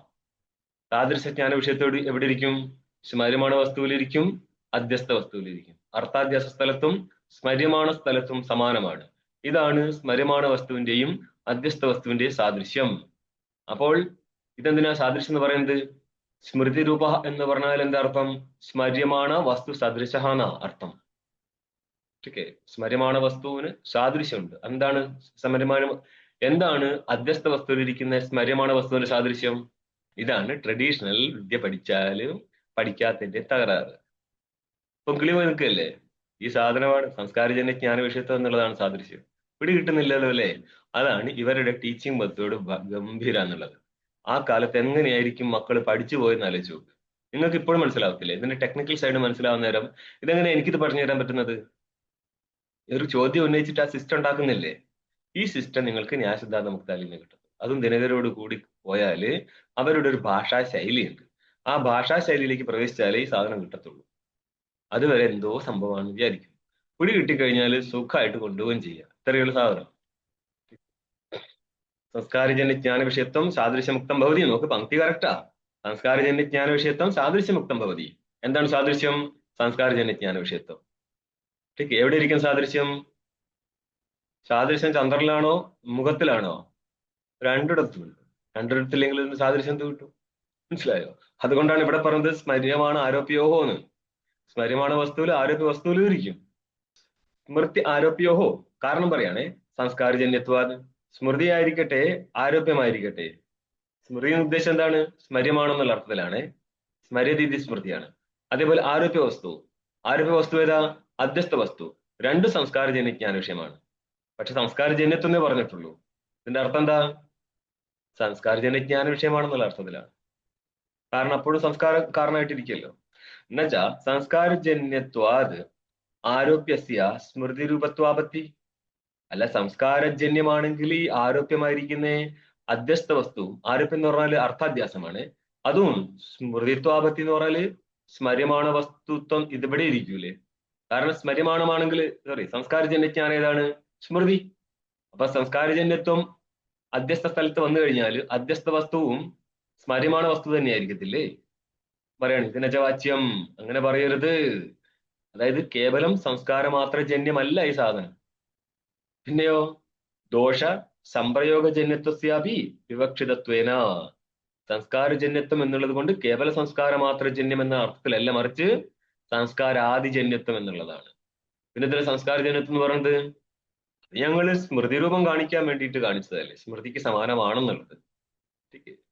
അപ്പോൾ സ്മൃതി രൂപ എന്നുള്ള സ്ഥലത്ത് കേവലം സംസ്കാര ജന്യത്വം കൊണ്ട് സാദൃശ്യം മാത്രമല്ല പറയുന്നത്, മറിച്ച് ദോഷം ജന്യം, അതേപോലെ സംപ്രയോഗം. സംപ്രയോഗം എന്ന് പറഞ്ഞാൽ സന്നികർഷം എന്നാണ് നൈയായികന്മാർ പറയുക. പക്ഷെ ഇവിടെ കേവല സന്നികർഷം മാത്രം എടുത്താൽ പോരാ. ഇവിടെ സന്നികർഷം എടുക്കത്തേ ഇല്ല. ഇവിടെ അധിഷ്ഠാന സാമാന്യജ്ഞാനം എന്നർത്ഥം എടുക്കും. അധിഷ്ഠാനത്തിന്റെ സാമാന്യജ്ഞാനം ഭ്രമം പ്രതി കാരണമാണ്. അതായത് അധിഷ്ഠാനത്തിന്റെ വിശേഷ ദർശന അഭാവവും സാമാന്യജ്ഞാനവും ഭ്രമത്തിന്റെ ജനകനായിട്ട് മാറും. അധിഷ്ഠാനത്തിന്റെ യഥാർത്ഥ ജ്ഞാനം ഉണ്ടായാൽ ഭ്രമം നഷ്ടപ്പെടും. ഇങ്ങനെയാണ് വ്യവസ്ഥ വരിക. പറയാണ് ദോഷ സംപ്രയോഗജന്യത്വസ്യാപി വിവക്ഷിതത്വന. ദോഷം, സംപ്രയോഗജന്യത്വം ഇവയെല്ലാം ഇവിടെ വിവക്ഷിതമാണെന്നിരിക്കെ സംസ്കാരം മാത്ര ജന്യത്വ അഭാവാത്. എവിടെ? അധ്യസ്ഥ വസ്തുവിൽ സംസ്കാരം മാത്ര ജന്യത്വം ഇല്ല. സ്മര്യമാണ് വസ്തുവിൽ സംസ്കാരം മാത്ര ജന്യത്വമുണ്ട്. സ്മരിക്കപ്പെടുന്ന വസ്തുവാണ്. ഏവം അത്ര സംപ്രയോഗ ശബ്ദേന അധിഷ്ഠാന സാമാന്യ ജ്ഞാനം ഉച്ചതേ. ഇവിടെ ഇപ്പോൾ ദോഷ അതിനുശേഷം സംപ്രയോഗം എന്ന് പറഞ്ഞില്ലേ? ദോഷമില്ലാതെ ഒന്നും ഒരിക്കലും ഒരു ഭ്രമം ഉണ്ടാകത്തില്ല. അവിടുത്തെ സംപ്രയോഗ ശബ്ദത്താൽ എന്തെടുക്കണം? അധിഷ്ഠാനത്തിന്റെ സാമാന്യ ജ്ഞാനത്തെ എടുക്കണം. അല്ല, സംപ്രയോഗത്തിന് സന്നികർഷം എന്ന് തന്നെ അർത്ഥം എടുത്താൽ എന്താ തകരാറ്? കാരണം കയറിലെ സർപ്പ ദർശനം നടക്കുന്ന സമയത്ത് സർപ്പമായിട്ട് ചട്ടുവിന്റെ സന്നികർഷം ഇല്ലേ? ഇത് ജഗത്തില് കയറിൽ സർപ്പദിശനെക്കാട്ടും കഷ്ടപ്പാടാണ് ഈ ബ്രഹ്മസൂത്രം പഠിക്കാൻ. അതിനെക്കാട്ടും വലിയ അധ്യാസം നടന്നുകൊടുക്കുകയാണ്. കാ എന്ന് പറഞ്ഞാൽ മാ എന്നാ കേൾക്കുന്നത് അല്ലേ? ഇവിടെ കിടന്ന് അധ്യസിക്കുകയാണ്. അന്നേരാണ് ജഗതധ്യാസം, കയറധ്യാസം, സർപ്പാധ്യാസം. ഇപ്പം കേനത്ത് പറയും, ചിലർ പറഞ്ഞതുപോലെ തന്നെ മനസ്സിലാക്കും, ചിലർ പാതി മനസ്സിലാക്കും, ചിലർ തലതിരിഞ്ഞ് മനസ്സിലാക്കും. അപ്പൊ ഒരു ശാസ്ത്രം കൊണ്ടും തലതിരിഞ്ഞ് മനസ്സിലാക്കുന്നതും ഭ്രമം തന്നെയാണ്. എന്തുകൊണ്ട് ഇത്രയും കേട്ടിട്ട് അജ്ഞാനം നഷ്ടപ്പെടുന്നില്ല? ചിലർ പറയത്തില്ല, ഗുരുക്കന്മാരുടെ ശിഷ്യന്മാരുണ്ടല്ലോ, അവര് പറയുന്നുണ്ട് ശബ്ദം കൊണ്ടൊന്നും ജ്ഞാനം ഉണ്ടാകത്തില്ല, ഇത്രയും കേട്ടിട്ട് നിങ്ങൾക്ക് ജ്ഞാനം ഉണ്ടായത് എന്താന്ന് ചോദിക്കും. അത് സിമ്പിളാണ് ചോദിക്കാന്. ശബ്ദത്തിൽ നിന്ന് ജ്ഞാനം ഉത്പന്നമാവണമെങ്കിൽ എന്ത് വേണം? താത്പര്യജ്ഞാനം അറിയണം. അന്ധക്കരണം ശുദ്ധമാണെന്നുള്ള വേറെ വിഷയം. ശബ്ദത്തിലെ താത്പര്യജ്ഞാനം അറിയണം. താത്പര്യം എവിടെയാ? ശുദ്ധല്ല. ശുദ്ധല്ല താത്പര്യം എന്തുകൊണ്ടാണ് ഗ്രഹിക്കാൻ പറ്റാത്തത്? ശുദ്ധനിലേക്ക് ബുദ്ധി പ്രവഹിക്കാത്തതുകൊണ്ട്. അത്ര തന്നെ. ശുദ്ധനാരാ? വിചാരം എന്ന് പറഞ്ഞാലേ വെറുതെ ഇരുന്നിട്ട് മനോകാമന കാണുന്നതല്ല വിചാരം എന്നുള്ളത്. ആ വാക്യത്തിന്റെ അർത്ഥ നിശ്ചയം നടത്തണം. ഇവിടെ വിചാര ഗ്രന്ഥമാണ്, അത് ബ്രഹ്മസൂത്ര വിചാര ഗ്രന്ഥമാണ്. അറിയോ? ശ്രവണം മനനം കഴിഞ്ഞിട്ട് ശ്രവണ മനനങ്ങൾ നിങ്ങൾക്ക് ശ്രുതി ഇത് ശ്രുതിയാലും സ്മൃതിയാലും സംഭവിക്കും. ठीक है. അല്ലെങ്കിൽ മനനസ്ഥലം എന്നുള്ളത് നിങ്ങൾക്ക് ഈ ബ്രഹ്മസൂത്രത്തെ എടുക്കാം. ഇവിടെ യുക്തി വെച്ചിട്ടാണ്. മനസ്സിലായോ? ശ്രവണം എന്നുള്ളത് ശ്രുതിയിലൂടെ സ്മൃതിയിലൂടെ സംഭവിച്ചു. മനനം എന്നുള്ളതിന്റെ അർത്ഥം എന്താ? യുക്തിയാ സംഭാവിതത്വ അനുസന്ധാനം മനനമെത്തിച്ചതേന പഞ്ചദശി. യുക്തിപ്രധാനമാണ് ബ്രഹ്മസൂത്രം. എങ്കിൽ മാത്രമേ ശ്രവണം ഇവിടെ ഇപ്പോൾ സമ്പന്നമാവത്തുള്ളൂ. മനനത്തിലൂടെ, ശ്രവണത്തിലൂടെയും മനനത്തിലൂടെയും സമ്പന്നമായി കഴിഞ്ഞാൽ പിന്നെ നിങ്ങൾക്ക് നിധിധ്യാസനം നടത്താം. അന്ന് ഗ്രന്ഥാവശ്യമില്ല. ഗ്രന്ഥം കൊടുക്കുന്ന നിങ്ങൾക്ക് ശ്രവണവും മനനവുമാണ്. കാരണം ഈ രണ്ട് സ്ഥലത്താണ് പുതിയൊരു ജ്ഞാനം ഉത്പന്നമാവത്തുള്ളൂ. അപ്പൊ നിധിധ്യാസന സ്ഥലത്ത് നിങ്ങൾ എന്തിനാണ് പുതിയൊരു ജ്ഞാനം ഉത്പന്നമായി മാനിക്കുന്നത്? അത് പുതിയ ജ്ഞാനം അല്ലത്, ഉള്ള ജ്ഞാനം അപരോക്ഷമായി മാറുകയാണ്. മനസ്സിലായോ? അത്രയുള്ള വ്യത്യാസം. ചിലപ്പോൾ അപരോക്ഷമാവുന്നത് ശ്രവണത്തിലോ മനനത്തിലോ ആയിരിക്കും, അതും പറ്റും. ചെറിയ ചെറിയ വ്യത്യാസം ഇവിടത്തെയൊക്കെ അന്വയിക്കുക, അതൊക്കെ പോട്ടെ. അപ്പം എന്താണ് ഇവിടെ എന്തിനാണ് നിങ്ങൾ സംപ്രയോഗത്തിന് അധിഷ്ഠാന ജ്ഞാനം എന്ന് അർത്ഥം ചെയ്തത്? സന്നികർഷണം അടിസ്ഥാനം ചെയ്ത് എന്താ തകരാറ്? അതിന് ഉത്തരം പറയാണ്, അഹങ്കാര അധ്യാസേ ഇന്ദ്രിയ സംപ്രയോഗാലാഭാത്. ഇന്ദ്രിയത്തിന്റെ സംപ്രയോഗം. കയറിലെ സർപ്പഭ്രമസ്ഥലത്ത് കയറുമായിട്ട് ഇന്ദ്രിയത്തിന്റെ സന്നികർഷമുണ്ട്, സർപ്പമായിട്ട് സന്നികർഷമില്ല. ठीक है. കയറിലെ സർപ്പം, അതായത് കയറിനെ നമ്മൾ കയറായിട്ട് കാണുന്നില്ലെങ്കിലും ഇതംത്വേനെ കാണുന്നുണ്ട്, അല്ലേ? ഇതംത്വാവച്ചിന്ന ഇതംത്വാവച്ചിന്ന ചൈതന്യനിഷ്ഠ അവിദ്യ സർപ്പാകാരത്തിൽ പരിണമിക്കുകയും ഇതമാകാര വൃത്യവച്ചിന്ന ചൈതന്യനിഷ്ഠ അവിദ്യ സർപ്പാകാര വൃത്തിരൂപത്തിൽ പരിണമിക്കുകയും ചെയ്യും. ഇതാണ് പ്രക്രിയ. എവിടെയും കേട്ടിട്ടുണ്ടോ? എവിടെയോ അദ്വൈതസിദ്ധിയിൽ പലവട്ടം വന്ന സാധനമാണ്. അപ്പൊ നോക്കിയോ, അഹങ്കാരാധ്യാസം എവിടെയാണ് നടക്കുന്നത്? അഹം എന്നുള്ള ബോധമുള്ള സ്ഥലം അഹങ്കാരാധ്യാസമാണ്. കാരണം കേവല ഇത് അന്ധക്കരണമായിട്ട് ചൈതന്യത്തിന്റെ സംബന്ധം നിലനിൽക്കുന്ന സ്ഥലമാണ് അഹങ്കാരം. അഹങ്കാരത്തിന്റെ ഭാനം നടക്കുന്നത് സാക്ഷിക്കാണ്. അവിടെ ഇപ്പോൾ അഹങ്കാരത്തിന്റെ അധ്യാസം നടക്കുന്നുണ്ട്. എന്ന് പറഞ്ഞാൽ ചേതനം അന്ധക്കരണമായിട്ടുള്ള സംബന്ധമുണ്ട്. അവിടെ ഇന്ദ്രിയ സംപ്രയോഗം കൊണ്ടാണ് അഹങ്കാരാധ്യാസം ഞാനെന്നുള്ള ബോധമുള്ളത്. അധ്യാസം എടുത്താൽ മതി. അവിടെ ജ്ഞാനാധ്യാസ സ്ഥലം എടുത്തു കഴിഞ്ഞാൽ അർത്ഥാധ്യാസം അവിടെ വരും. അർത്ഥാധ്യാസം ഇല്ലാതെ ജ്ഞാനാധ്യാസം വരത്തില്ലല്ലോ. അതുകൊണ്ടല്ലേ നമ്മൾ കയറിൽ കൽപ്പിത സർപ്പത്തെ മാനിക്കുന്നത് പോലും. വേദാന്ത സിദ്ധാന്തത്തില് കൽപ്പിതമായിരിക്കുന്ന ഒരു വസ്തുവിനെ മാനിക്കുന്നുണ്ട്, അത് അർത്ഥാധ്യാസം സിദ്ധിക്കാൻ. അവിടെ ജ്ഞാനാധ്യാസം കൊണ്ട് മാത്രം കളി നടക്കത്തില്ല. അപ്പോൾ എന്ത് പറ്റി? അഹങ്കാരാധ്യാസ സ്ഥലത്ത് ഇന്ദ്രിയ സന്നികർഷം നടക്കുന്നില്ല ഒരു വസ്തുവായിട്ട്. സുഷുപ്തിയിൽ നിന്ന് നമ്മൾ തിരിച്ചു വരുന്ന നേരം അഹം എന്ന് ഉള്ളൊരു ബോധം ആദ്യം ഉണ്ടായ ശേഷമാണ്, അതായത് സാക്ഷി സിദ്ധിക്കും ജീവൻ. സാക്ഷി സ്വപ്നത്തിലും സുഷുപ്തിയിലുണ്ട്, സ്വപ്ന സുഷുപ്തിയിലുണ്ട്.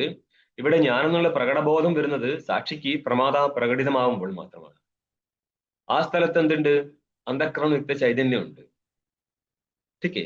ഈ അഹങ്കാര സ്ഥലത്ത് ഇന്ദ്രിയ സംപ്രയോഗമൊന്നും നടക്കുന്നില്ല, അല്ലാതെ തന്നെയാണ് അധ്യാസം നടക്കുന്നത്. അപ്പോൾ ഈ അഹങ്കാര അധ്യാസ സ്ഥലത്ത് അധിഷ്ഠാനത്തിന് സാമാന്യജ്ഞാനുണ്ടോ? വിശേഷജ്ഞാനുണ്ടോ? വിശേഷജ്ഞാനം ഉണ്ടായി കഴിഞ്ഞാൽ പിന്നെ അഹങ്കാര അധ്യാസം നടക്കത്തില്ല. ജ്ഞാനിക്ക് അധിഷ്ഠാനജ്ഞാനം ഉണ്ടാവും. അതുകൊണ്ട് അഹങ്കാര അധ്യാസം ഇല്ല. ബാധിതാനുവൃത്തിയാണ് അഹങ്കാര സ്ഥലത്ത് നടക്കുക.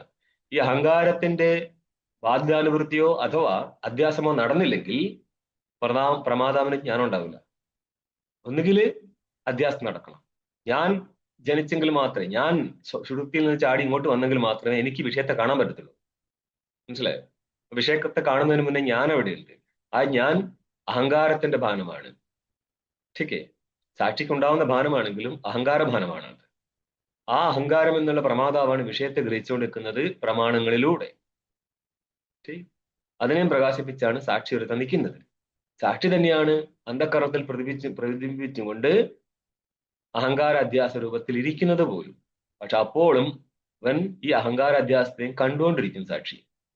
ഈ അഹങ്കാര അധ്യാസം ഇല്ലാത്ത സമയമാണ് സുഷുപ്തി. അതുകൊണ്ടാണ് സുഷുപ്തി ബ്രഹ്മസ്വരൂപമാണെന്ന് പറയുന്നത്. ഇനി നോക്കിയോ, അങ്ങോട്ടും ഇങ്ങോട്ടും കാരണമൊക്കെ പിടിച്ച് കെട്ടിയോക്ക്. കുറെ കാര്യം മനസ്സിലായാലേ ഇവർ എങ്ങോട്ടാ അത് കൊണ്ടുപോകുന്നത് മനസ്സിലാവും. അപ്പൊ എന്ത് പറ്റി? ഏവഞ്ച, അപ്പോൾ സംപ്രയോഗത്തിന് എന്തർത്ഥം ചെയ്തു?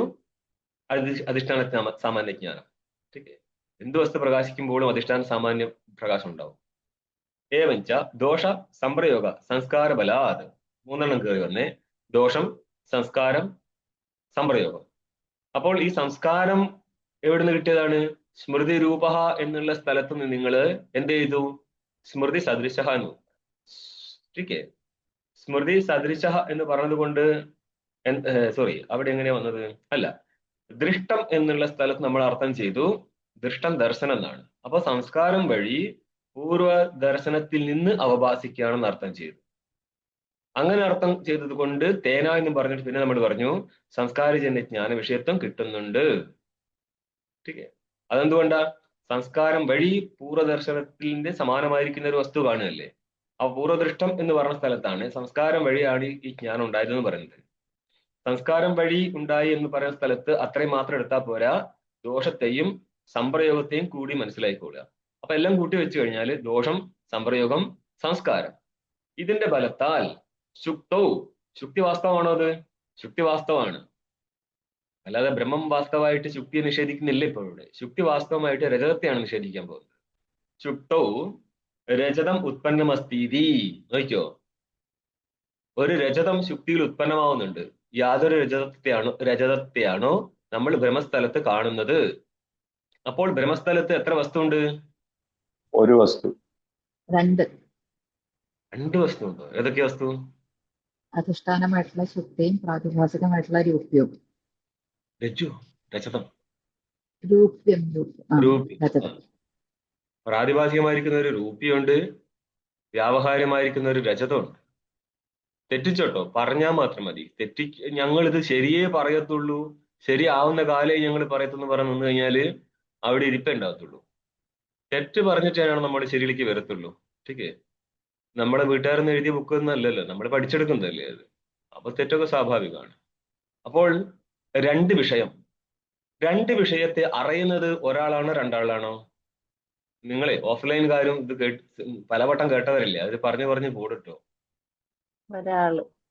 ഒരാളാണോ രണ്ടാളാണോ? അറിയുന്ന ഒരാള്. ഇതിന് ഉത്തരവൊന്നുമില്ലേ? ശ്രീവിദ്യ പോയോ? ഒരാളെന്നും പറയാം, രണ്ടാളെന്നും പറയാം. സാക്ഷിയാണ്.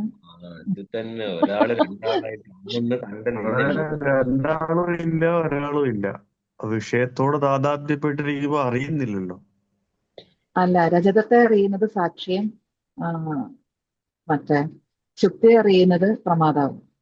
എത്ര ദ്രഷ്ടാവായി? എന്തോ? അപ്പൊ എത്ര ദ്രഷ്ടാക്കളായി ചോദിക്കുക? രണ്ട് ദ്രഷ്ടാക്കളുണ്ട്. അപ്പൊ രണ്ട് ദ്രഷ്ടാക്കളും രണ്ട് ദൃശ്യം ഉണ്ടെങ്കിൽ എത്ര ദർശനം ഉണ്ടാവും? സിമ്പിൾ, രണ്ട് ദർശനം ഉണ്ടാവും. അപ്പോൾ 6 ഐറ്റം ഉണ്ട് ഇവിടെ. നമുക്കത് 3 ഐറ്റം ആയിട്ട് തോന്നത്തുള്ളൂ. 2 വിഷയമാണ്, 2 ജ്ഞാനമാണ്, 2 ജ്ഞാതാക്കളാണ്. എന്നിട്ട് നിങ്ങൾ അദ്വൈതസിദ്ധി കാണും, എന്ത് വസ്തു ഐക്യാതെ ഞാൻ ഐക്യം എന്നൊക്കെ പറഞ്ഞു കളയും.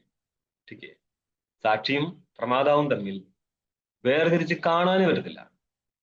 എപ്പോഴാണോ നിങ്ങൾക്ക് 2 ദിവസം മുന്നേ ഒരു ദൃഷ്ടാന്തം ചോദിച്ചിരുന്നു, വേർതിരിച്ച് കാണാൻ സ്ഥലത്ത് എവിടുന്ന അധ്യാസം. അപ്പം പറഞ്ഞ എന്താണ്?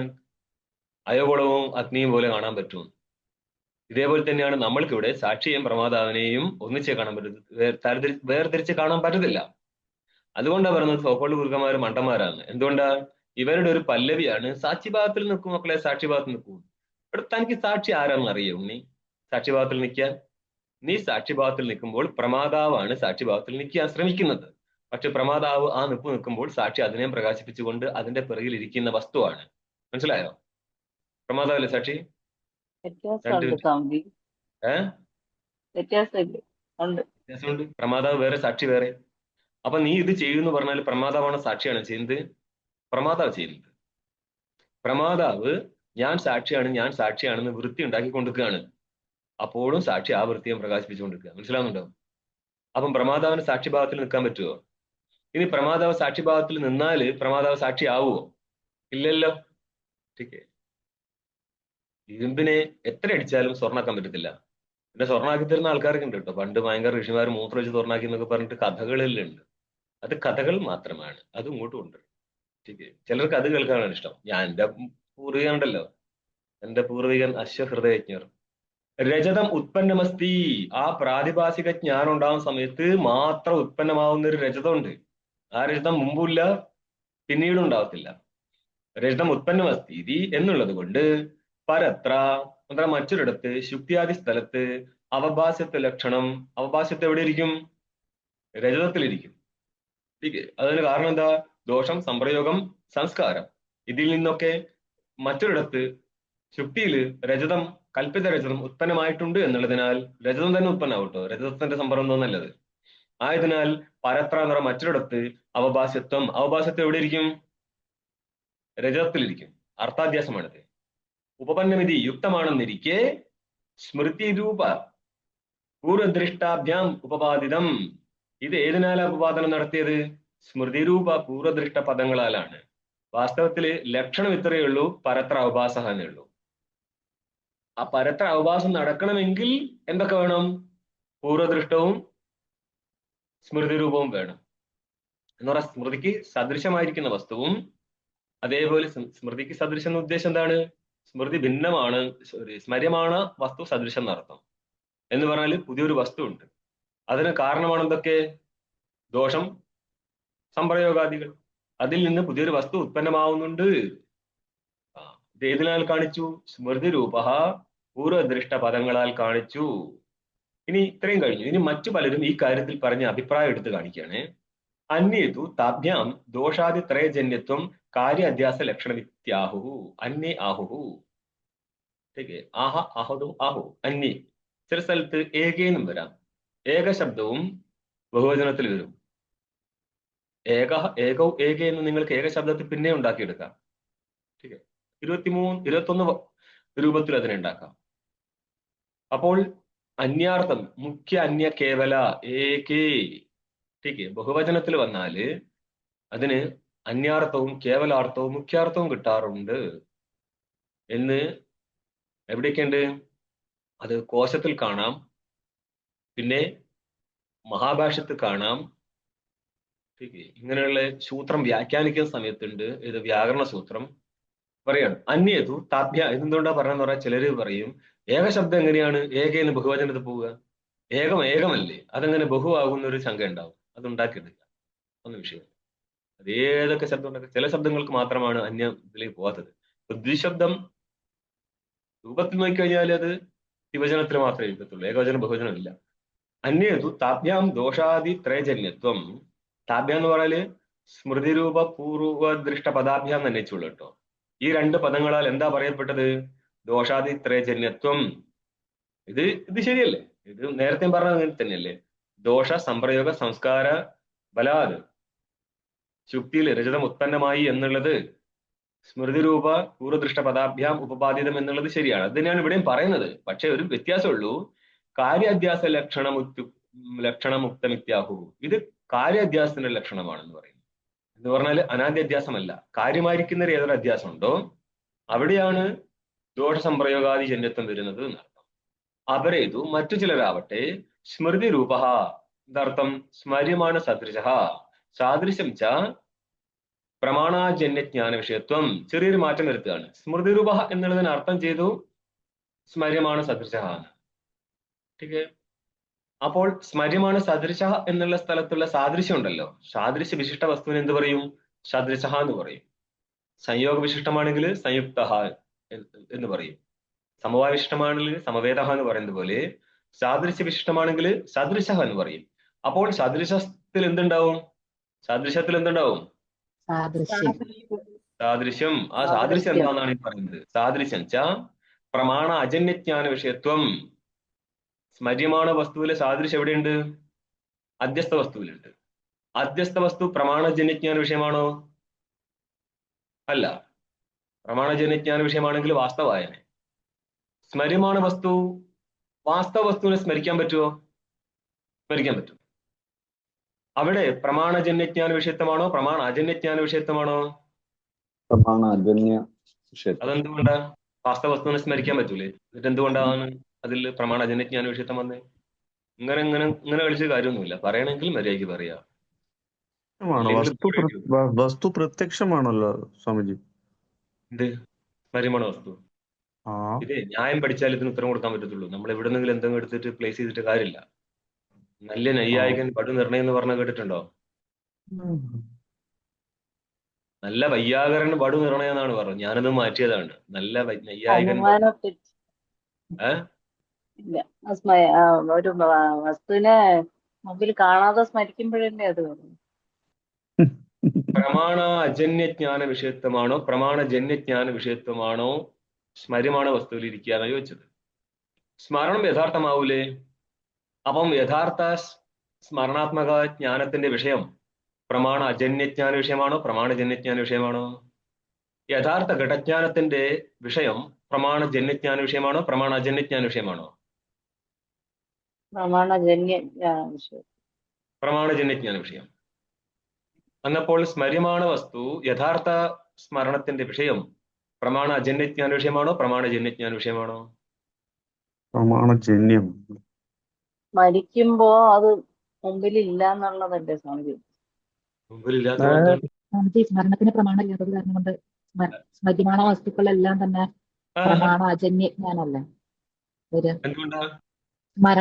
സ്മരണത്തിന് പ്രമാണം ഇല്ലാത്തത് കൊണ്ട്. ഇവിടെ ജ്ഞാനത്തെയാണ് മോളെ പ്രമാണം എന്ന് പറയുന്നത്.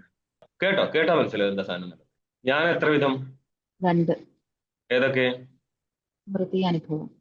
സ്മൃതി, അനുഭവം. അനുഭവം എത്ര വിധം? 2. യഥാർത്ഥം, അയഥാർത്ഥം. യഥാർത്ഥ അനുഭവം എത്ര വിധം? നൈയായികനനുസരിച്ചാണോ? 4. വേദാന്തിക്ക് 6. പ്രമാന്ന് പറഞ്ഞാൽ എന്താ? പ്രമാന്ന് പറഞ്ഞാൽ എന്താ?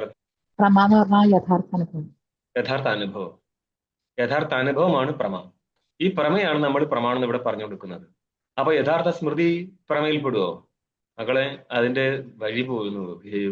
ഇതുപോലെ അറിയത്തില്ല. പണ്ട് കൈലാസത്തിലെ സീനിയർ ബെൽറ്റ് ഇറങ്ങിയിട്ട് ജൂനിയർ ബെൽറ്റിന്റെ സ്വാമി ചിത്സുകി എടുത്തു. 4 ദിവസം കഴിഞ്ഞപ്പോഴാണ് സ്വാമിക്ക് മനസ്സിലായത് ഇവർക്ക് തർക്കസംഗ്രഹം പോലും അറിയത്തില്ല. സാങ്കര മക്കളെ നാളെ മുതൽക്ക് തർക്കസംഗ്രഹമായിട്ട് പോകാം. അതാണ് എന്റെ സ്ഥിതി ഇപ്പോൾ. ഇത് പഠിപ്പിക്കണേ നിങ്ങളെ ആദ്യം തർക്കസംഗ്രഹം പഠിപ്പിക്കേണ്ട ഗതികേടില്ല. സ്മൃതി എന്നുള്ളത് പ്രമാത്മകമല്ല, യഥാർത്ഥ അനുഭവമാണ് പ്രമാ. ശരിക്കേ? അപ്പോൾ സ്മൃതിയുടെ അനിവാണിത പ്രമാണം എന്താണ് ഇവിടെ പങ്ക്തിയിലുള്ളത്? സാദൃശഞ്ച പ്രമാണ അജന്യജ്ഞാന വിഷയത്വം. സാദൃശഞ്ച സ്മൃതിരൂപ സ്മര്യമാണ് സദൃശ. അപ്പോൾ സ്മര്യമാണ് സദൃശ എന്നുള്ള സ്ഥലത്തുള്ള സാദൃശ്യത്തെ എടുത്ത് പറയാണ് പ്രമാണ അജന്യജ്ഞാന വിഷയമാകുന്നു. അപ്പോൾ സ്മൃതി എന്നുള്ളത് ശ്രീവിദ്യ ഉന്നയിച്ചത് ശരിയാണ്. പ്രമാണത്തെ ആയിട്ടല്ല ഇവിടെ ഇപ്പോൾ എടുത്തത്, പ്രമാണ കാരണമാക്കി എടുക്കുക. അപ്പൊ സ്മൃതി വരും ഇവിടെ. അപ്പൊ സ്മൃതിയെ എടുത്തു കഴിഞ്ഞാല് സ്മൃതി പ്രമാണജന്യമാണോ? സ്മൃതി പ്രമാണജന്യമായി കഴിഞ്ഞാൽ സ്മൃതി പ്രമേയായി മാറും. സ്മൃതിയെ പ്രമാന്ന് മാനിക്കുന്നില്ല.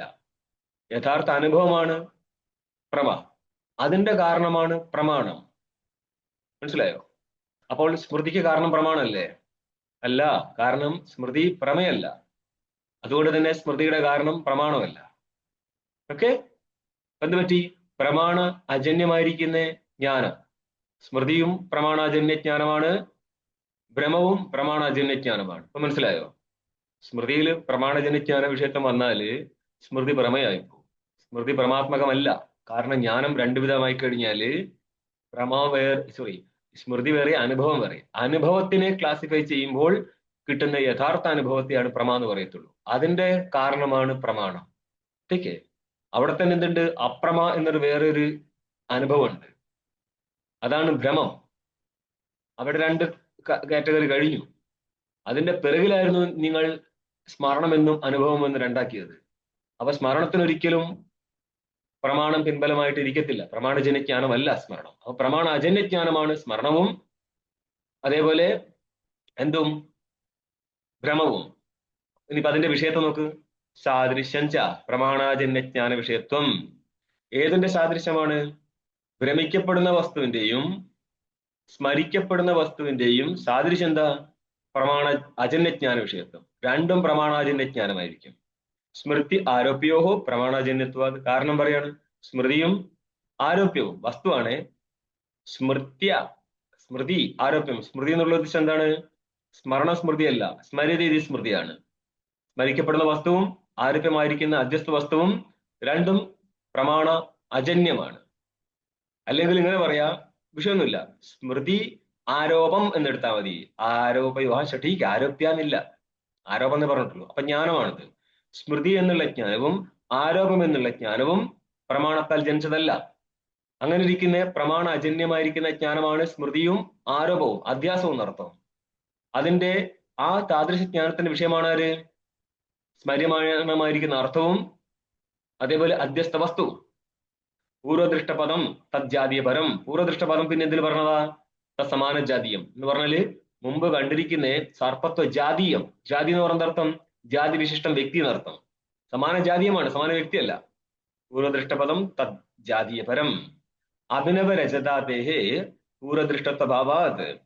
അതായത് പൂർവദൃഷ്ടപദം കൊണ്ട് പൂർവദൃഷ്ടം മുമ്പ് കണ്ടാന്ന അർത്ഥം. മുമ്പ് കണ്ട വസ്തുവാണോ ഈ കാണുന്നത്? അല്ല, അഭിനവ രജതാദിയാണ്. ആ നൂതന രജതം എന്ന് പറഞ്ഞാല് ഭ്രമിക്കുന്ന സമയത്ത് മാത്രം കാണപ്പെടുന്ന രജതം പൂർവദൃഷ്ടമാണോ? അല്ല. അതുകൊണ്ട് പൂർവദൃഷ്ട പദത്തിന്റെ അർത്ഥം എന്താ? പൂർവദൃഷ്ട സദൃശം, പൂർവദൃഷ്ട സമാന ജാതീയം. പൂർവദൃഷ്ട എന്താണ്? ഒരു രജതം. ഇവിടെ ഏതാ കാണപ്പെടുന്നത്? രജതം. എന്നാൽ വാസ്തവത്തില് പൂർവദൃഷ്ട സമാന ജാതി ഇവിടെ ഉണ്ടോ എന്ന് ചോദിച്ചാൽ ഇല്ല.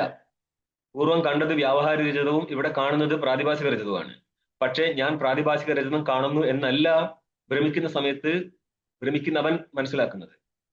പിന്നെയോ ലൗകിക പാരമാർത്ഥികത്വേന എന്നാ പറയുക. എന്ന് പറഞ്ഞാൽ വ്യാവഹാരിക രജതം തന്നെയാണ് അവൻ കാണുന്നത്. അതുകൊണ്ടാണ് അവൻ അതെടുക്കാൻ വേണ്ടി പ്രയത്നിച്ചത്.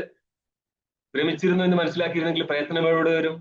പിന്നെ നമ്മൾ നിരൂപണം നടത്തത്തേ ഉള്ളൂ. എങ്ങനെ? ലൗകിക പാരമാർത്ഥികത്വേന പ്രതീയമാനം പ്രാതിഭാസിക രജതം ഒരു കാലത്തും ഇല്ലായിരുന്നു എന്ന് നിഷേധിക്കുന്നത് പിന്നെയാണ്. തഥാച പ്രമാണജന്യ ജ്ഞാന വിഷയത്തെ സതി പൂർവദൃഷ്ട സജാതീയത്വം പ്രാദീപിക അധ്യാസ ലക്ഷണം താഭ്യാമുക്തം. താഭ്യാം പദാഭ്യാം എന്നർത്ഥം. സ്മൃതി രൂപ പൂർവദൃഷ്ട പദങ്ങളാൽ എന്ത് പറയപ്പെട്ടു എന്നുള്ളത് വിശദീകരിക്കുകയാണ്. തഥാച അപ്രകാരം പ്രമാണാജന്യ ജ്ഞാന വിഷയത്തിൽ എന്തിരിക്കും? പ്രമാണാജന്യ ജ്ഞാന വിഷയത്വം. പിന്നെ എന്തിരിക്കും? പൂർവദൃഷ്ട ജാതീയമായതിനാൽ പൂർവദൃഷ്ട ജാതീയത്വം. ഇത് വെച്ചിട്ട് ലക്ഷണം ചെയ്യുന്ന സമയത്ത് രണ്ടും കൂട്ടിച്ചേർക്കുന്നവർ ഇടയ്ക്ക് ഒരു സതി വെച്ചു കൊടുത്താൽ മതി. എന്നിട്ട് ആദ്യത്തതിനെ സപ്തമിലേക്ക് കൊണ്ടുപോവുക. പ്രമാണാജന്യ ജ്ഞാന വിഷയത്വ സതി പൂർവദൃഷ്ട ജാതീയത്വം എവിടെ ഇരിക്കും? പ്രാതിഭാസിക വസ്തുവിലിരിക്കും. അപ്പോൾ പ്രാതിനിധിക അധ്യാസ ലക്ഷണം. പ്രാതിനിധികം എന്ന് പറയാൻ കാരണം എന്താ? വ്യാവഹാരികത്തിന്റെ ലക്ഷണം ചെയ്തിട്ടില്ല ഇവിടെ. വ്യാവഹാരിക വസ്തു മിഥ്യയാണെങ്കിൽ പോലും നമ്മൾ ലക്ഷണം ചെയ്യുന്നത് പ്രാതിഭാസിക വസ്തുവിൻ്റെതാണ്. എന്ന് പറഞ്ഞാൽ പ്രാതിഭാസിക വസ്തുവിലെ മിഥ്യാത്വമാണ് നമ്മളിപ്പോൾ സിദ്ധിച്ചു പോകുന്നത്. പരത്ര അവഭാസ ശബ്ദാഭ്യാം അധ്യാസ മാത്ര ലക്ഷണം വ്യാഖ്യാതമേവ. അധ്യാസം മാത്രം എന്ന് ഉദ്ദേശിച്ചതേ അനാദി അധ്യാസവും സാധ്യ അധ്യാസവും രണ്ടും കൂടി എടുത്തിട്ട് ഇത് മുഖ്യ ലക്ഷണം പറയാണ്. പരത്ര അവഭാസ ശബ്ദാഭ്യാം. അപ്പം കൂട്ടിച്ചേർത്താല് പരത്ര അവഭാസഹ എന്ന് മാത്രം കിടും. രണ്ട് പദമാണത്. പരത്ര പരസ്മിൻ എന്നർത്ഥം. അവഭാസഹ എന്ന് പറഞ്ഞാല് അവഭാഷതീത അവഭാസ, മറ്റൊരിടത്ത് പ്രകാശിക്കപ്പെടുന്നു. ഇതുകൊണ്ട് മാത്രം അധ്യാസ മാത്രം എന്ന് പറഞ്ഞാൽ അധ്യാസ സാമാന്യം എന്നർത്ഥം. സകല അധ്യാസത്തിന്റെയും ലക്ഷണം വ്യാഖ്യാനം ചെയ്യപ്പെട്ടു. തത്ര സ്മര്യമാണ ഗംഗാദോ അഭിനവ ഘടേച്ച അതിവ്യാപ്തി നിരാസായ പ്രമാണ ഇത്യാദി പദദ്വയം ഇത്യാഹു. ഇത് ഈ സ്ഥലത്തല്ല, അതിന്റെ തൊട്ടം മൂന്നാമത്തെ പങ്ക്തിയിൽ വന്നില്ലേ? പ്രമാണാജന്യജ്ഞാന വിഷയത്തെ പൂർവദൃഷ്ട ജാതീയത്വം. ഇതിനെയാണ് വിശദീകരിക്കുന്നത്. എന്തിനാണ് പ്രമാണാജന്യജ്ഞാന വിഷയത്വം എന്ന് പറഞ്ഞത്? കേവലം പൂർവദൃഷ്ട സജാതീയത്വം എന്ന് മാത്രം അധ്യാസന ലക്ഷണം പറഞ്ഞാൽ പോരായിരുന്നോ? അതിന് വിശദീകരണം കൊടുക്കുകയാണ്. സ്മര്യമാണ് ഗംഗാദു. ഗംഗാപ്രവാഹം നമ്മളൊരു 4 സെക്കൻഡ് ഗംഗയെ കണ്ടുകൊണ്ടിരിക്കുമ്പോൾ ഒരു ഗംഗയെ തന്നെയല്ലേ നമ്മൾ കണ്ടുകൊണ്ടിരിക്കുന്നത്? 4 ഗംഗയാണോ? അതങ്ങനെ ഒരു ഗംഗേനെ തന്നെ കാണാൻ പറ്റില്ല, പ്രവാഹിക്കുന്നതായതുകൊണ്ട്. അല്ല, ഓരോ ക്ഷണത്തിലും ഓരോ ക്ഷണത്തിനും വേറെ വേറെ ഇല്ല എന്ന് വെള്ളം ഒഴുകല്ല. അല്ല, അങ്ങനെയല്ല. പല നേരത്തേക്ക് ഒരു ഗംഗ ഇല്ലെങ്കിലും ഓരോരോ ക്ഷണത്തിലും നമ്മൾ ഗംഗ എന്ന് ബുദ്ധിയുള്ളത് കൊണ്ട് ഓരോ ക്ഷണത്തിലെയും ഗംഗ തത്കാല വിശിഷ്ട തത്പ്രവാഹ വിശിഷ്ടമായിട്ട് ഭിന്നമായി മാറും. അല്ലെങ്കിൽ ഗംഗയെ ഇല്ല എന്ന് പറയേണ്ടി വരും. നമ്മൾ നിഷേധിക്കുന്നത് 2 സെക്കൻഡ് നേരത്തേക്ക് ഒരു ഗംഗയില്ല, ഓരോരോ സെക്കൻഡിലും ഓരോരോ ഗംഗ എന്നുള്ള അർത്ഥത്തിലാണ്. അല്ലാണ്ട് ഗംഗാ വസ്തുവെ നിഷേധിക്കപ്പെട്ടു. അപ്പോൾ സ്മര്യമാണ ഗംഗാതോ ഒന്ന്. രണ്ടാമത്തത് അഭിനവ ഘടേ, പുതിയതായിട്ടുണ്ടായിരിക്കുന്ന ഘട്ടത്തിൽ അതിവ്യാപ്തി നിരാസം നടത്താനാണ് എന്ത് പറഞ്ഞത്? പ്രമാണ ഇത്യാദി പദദ്വയം ഇത്യാഹു. അപ്പൊ പ്രമാണ അജന്യജ്ഞാന വിഷയത്വം ഒഴിവാക്കിയാല് എന്തുണ്ടാവും? പൂർവദൃഷ്ട സജാതീയത്വം. പൂർവദൃഷ്ട സ്മര്യമാണ ഗംഗയില് പ്രമാണജന്യജ്ഞാന വിഷയത്വം ഉണ്ടോ? ഇല്ല. എന്നാലും പൂർവദൃഷ്ട ജാതീയത്വം ഇല്ലേ? കാരണം മുമ്പ് കണ്ട ഗംഗയല്ല ഈ ഗംഗ. എന്നാലും ആ ഗംഗയ്ക്ക് ഈ ഗംഗയ്ക്കും തമ്മിൽ സാജാത്യം ഉണ്ടല്ലോ. അപ്പം പൂർവദൃഷ്ട ജാതീയത്വം എന്നുള്ളത് ഗംഗയിൽ ഇരിക്കുന്നുണ്ട്. പക്ഷെ ഗംഗ എന്നുള്ളത് വാസ്തവ വസ്തുവാണ്, കല്പിതമായിട്ട് നമ്മൾ മാനിക്കുന്നില്ല അവിടെ. അങ്ങനെ വരുമ്പോൾ കല്പിതമല്ലാത്ത പൂർവദൃഷ്ട ഗംഗയില് സ്മര്യമാണ് ഗംഗയില് ഈ അധ്യാസ ലക്ഷണത്തിന്റെ അതിവ്യാപ്തി ഒഴിവാക്കാൻ എന്ത് പറഞ്ഞു? പ്രമാണജന്യജ്ഞാന വിഷയത്വം എന്ന് പറഞ്ഞു. കാരണം സ്മര്യമാണമാവുമ്പോൾ അത് സ്മരണം പ്രമാണജന്യജ്ഞാനം അല്ലാത്തത് കൊണ്ട് സ്മര്യമാണ വസ്തു പ്രമാണജന്യജ്ഞാന വിഷയമല്ല. ഇവിടെ ഇപ്പോൾ എന്താ പറ്റുന്നത്? സ്മര്യമാണ ഗംഗാതു താഴെ തിരിച്ചിട്ടാലേ എന്നെയും വരത്തുള്ളൂ. സ്മര്യമാണ ഗംഗയല്ലേ, സ്മരിക്കപ്പെടുന്ന ഗംഗ ആയതുകൊണ്ട് അവിടെ പ്രമാണജന്യജ്ഞാന വിഷയത്വം ഉണ്ടോ? അപ്പം പ്രമാണ അജന്യജ്ഞാന വിഷയത്വം ഇരിക്കത്തില്ലേ? അപ്പം പ്രമാണ അജന്യജ്ഞാന വിഷയത്വം മാത്രം പറഞ്ഞു കഴിഞ്ഞാൽ സ്മര്യമാണമായിരിക്കുന്ന ഗംഗയില് അതിവ്യാപ്തി നേരിടുന്നു പറഞ്ഞതിന്റെ അർത്ഥം എന്താ? ആ സ്മരിക്കപ്പെടുന്ന ഗംഗ ഉള്ളതാണ്, പക്ഷെ അതിന് മിഥ്യ എന്ന് നമ്മൾ പറയുന്നില്ല. നമ്മുടെ മിഥ്യ എന്തായിരിക്കണം? ഇല്ലാത്ത വസ്തു ആയിരിക്കണം. ഓക്കെ. അങ്ങനെ വരുമ്പോൾ മാത്രമേ നമ്മൾക്ക് ഉള്ള വസ്തുവിൽ ലക്ഷണം പോകുമ്പോഴല്ലേ അതിവ്യാപ്തി എന്ന് പറയാൻ പറ്റത്തുള്ളൂ. അപ്പൊ ഉള്ള വസ്തുവാണെന്ത്? സ്മരിക്കപ്പെടുന്ന ഗംഗ. സ്മരിക്കപ്പെട്ടിട്ടുണ്ട്, അത് തീർത്തും ഇല്ലാത്ത വസ്തു അല്ലല്ലോ. അതായത് കയറിലെ സർപ്പം പോലെയാണോ സ്മര്യമാണമായിരിക്കുന്ന ഗംഗ? അല്ല. പക്ഷെ രണ്ട് സ്ഥലത്തും എന്തുണ്ട്? പ്രമാണാജന്യജ്ഞാന വിഷയത്വമുണ്ട്. അങ്ങനെയാണെങ്കിൽ ബ്രഹ്മത്തിന്റെ ലക്ഷണം സ്മര്യമാണ ഗംഗയിൽ അതിവ്യാപ്തി നേരിടും. ഇത് ഒഴിവാക്കാനാണ് എന്ത് പറഞ്ഞത്? പൂർവദൃഷ്ട സജാതീയത്വം. ഇതിന്റെ അർത്ഥം എന്തായിരിക്കും? നമ്മളുടെ ദൃഷ്ടിയിൽ ഒരു കണക്കിന് പൂർവദൃഷ്ട സജാതീയത്വം ഇവിടെ വരുന്നുണ്ട്. അങ്ങനെ രണ്ടും വന്നു കഴിഞ്ഞാല് ലക്ഷണത്തിന്റെ അതിവ്യാപ്തി തന്നെ സംഭവിച്ചേനെ. അപ്പൊ ലക്ഷണത്തിന്റെ അതിവ്യാപ്തി ഒഴിവാക്കി കൊടുക്കണമെങ്കിൽ എന്ത് വേണം? പൂർവദൃഷ്ട സജാതീയത്വം ഇവിടെ ഇല്ലെന്ന് പറയണം. അപ്പൊ എന്താർത്ഥം? ഓരോരോ ക്ഷണത്തിലെയും ഗംഗ ഭിന്ന ഭിന്നമാണെന്ന് പറയേണ്ടി വരും. അല്ലെങ്കിൽ എന്ത് അന്വയിക്കണം? ഗംഗ ഒരേ ഗംഗയാണ്, പൂർവദൃഷ്ട സജാതീയം അല്ലെന്ന് അന്വയിക്കേണ്ടി വരും. ടൈമായി, നാളെ അന്വയിക്കാം. Swamiji, you can't step into the same river second time എന്നാ പറയുന്നത്. അതൊക്കെ ശരിയാണ്. നമ്മൾക്ക് ഇതെന്താന്ന് പറഞ്ഞാല് ഇത് ഇവരുടെ പങ്ക്തി എങ്ങോട്ട് പോയെന്നുള്ളതനുസരിച്ച് നമ്മൾ മാറ്റും. ഏതിനെ വെച്ചിട്ടാണ് അന്വയിക്കേണ്ടത്? ചിലപ്പോൾ വിശേഷണത്തെ മാറ്റേണ്ടി വരും, ചിലപ്പോൾ വിശേഷത്തെ മാറ്റേണ്ടി വരും.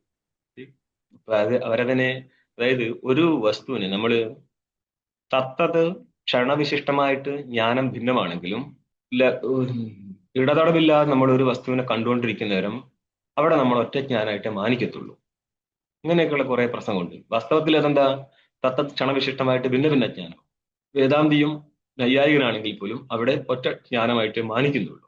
അപ്പൊ വ്യവസ്ഥയ്ക്കനുസരിച്ച് നോക്കണം അവരെന്തായിരുന്നു അവിടെ ചെയ്തു വെക്കാൻ ഉദ്ദേശിച്ചതെന്നുള്ളത്. അതിനനുസരിച്ച് അങ്ങോട്ടും ഇങ്ങോട്ടും സെറ്റിൽമെന്റ് നടത്തണമെന്ന് മാത്രം. ഫിലിം കാണുമ്പോൾ നമ്മൾ ഒറ്റ ഇതായിട്ടാണല്ലോ നമ്മൾ കാണുന്നത്, പക്ഷെ അത് പിക്ചർ വ്യത്യസ്തമായിട്ടാണല്ലോ ഇരിക്കുന്നത്. നൈയായികനെ സംബന്ധിച്ച് ഒരു സ്ഥലത്ത് ഒരു പിക്ചർ മാത്രമല്ല, പിക്ചർ കാണുന്നത് വേറെയാണ്, കേൾക്കുന്നത് വേറെയാണ്. അവര് പാപ്പടത്തെടുത്ത് പറയും. പപ്പടം പൊട്ടിക്കുന്ന സമയത്ത് ശബ്ദം കേൾക്കുന്നുണ്ട്, മണം അടിക്കുന്നുണ്ട്, രുചി വരുന്നുണ്ട്, കാണുന്നുണ്ട്. നമ്മളിത് ഒറ്റ ജ്ഞാനമാണിത്. നൈയായികനത് 5 ജ്ഞാനമാണിത്. അപ്പൊ ഓരോരുത്തരുടെ മതത്തിനനുസരിച്ച് നോക്കണം ഇത് എന്ത് സെറ്റ് ചെയ്യാൻ പറ്റും എന്നുള്ളത്. ജസ്റ്റ് സെറ്റിങ്സ് ആണ് ഇതെല്ലാം പങ്ക്തി കൊണ്ടുപോകുന്നത്. അപ്പൊ നോക്കിയിട്ട് ആരെന്ത് പറയുന്നു അനുസരിച്ച് അങ്ങോട്ടും ഇങ്ങോട്ടും മാറ്റി മാറ്റി കൊണ്ടുപോകണം. അതിന്റെ ഇത് മൊത്തം തലതിരുന്നത് ന്യായസിദ്ധാന്ത മുക്താവലിയാണ്. ഇവരങ്ങോട്ട് കൊണ്ടുപോകണം. നമുക്ക് എക്സ്ട്രാ ചിന്തിച്ചിട്ട് അന്വേഷിച്ച് കൊണ്ടുപോകണ്ടേ? അവര് മൊത്തം പറഞ്ഞിട്ടുണ്ടോ ഇവിടെ? അവരവരുടെ നിലവാരത്തിൽ പറഞ്ഞു പോയതാണ്. അത്യാസ്ഥലത്ത് എത്ര സാധനം ഫിറ്റ് ചെയ്യാനുണ്ടെങ്കിൽ. നെയ്യായികന് ഇതൊക്കെ ഡ്രാമയാ, പൊട്ടിക്കുന്നതും തിന്നുന്നതും സ്മെല്ല് വരുന്നതൊക്കെ അല്ല. അതായത് ശരിയാണ്. മനസ്സ് എന്നുള്ളത് പരമാണു രൂപമാണ് നൈയായികന്. ഓരോരോ ഇന്ദ്രിയായിട്ട് അത്രയും പെട്ടെന്ന് അവൻ സംബന്ധിക്കുന്നത് കൊണ്ട് 5 ജ്ഞാനം ഉണ്ടാകുന്നുണ്ട്. നമ്മൾക്കത് അത്രയും പെട്ടെന്ന് ഉണ്ടാകുന്നത് കൊണ്ട് ഒരു ജ്ഞാനമായിട്ട് തോന്നുന്നേ ഉള്ളൂ. നമ്മളെ തോന്നിക്കനുസരിച്ച് നമ്മൾ വ്യവഹാരം ചെയ്യാറ്. പക്ഷെ നോക്കിക്കഴിഞ്ഞാൽ 5 ജ്ഞാനം ഉണ്ടാവും. ഓം പൂർണ്ണമദഃ പൂർണ്ണമിദം പൂർണ്ണാത് പൂർണ്ണമുദച്യതേ പൂർണ്ണസ്യ പൂർണ്ണമാദായ പൂർണ്ണമേവാവശിഷ്യതേ. ഓം ശാന്തി ശാന്തി ശാന്തി. ശങ്കരം ശങ്കരാചാര്യം കേശവോം ബാദരായണം സ്വസ്ത്രഭാഷ്യകൃതൗ വന്ദേ ഭഗവന്തൗ പുനഃ പുനഃ. ഈശ്വരോ ഗുരുരാത്മേതി മൂർത്തിഭേദ വിഭാഗിനെ വ്യോമവത്വ്യാപ്തദേഹായ ദക്ഷിണാമൂർത്തയെ നമഃ. ഓം ശാന്തി ശാന്തി ശാന്തി. ശരി എന്നാൽ നമോ നാരായണ. ഹരി.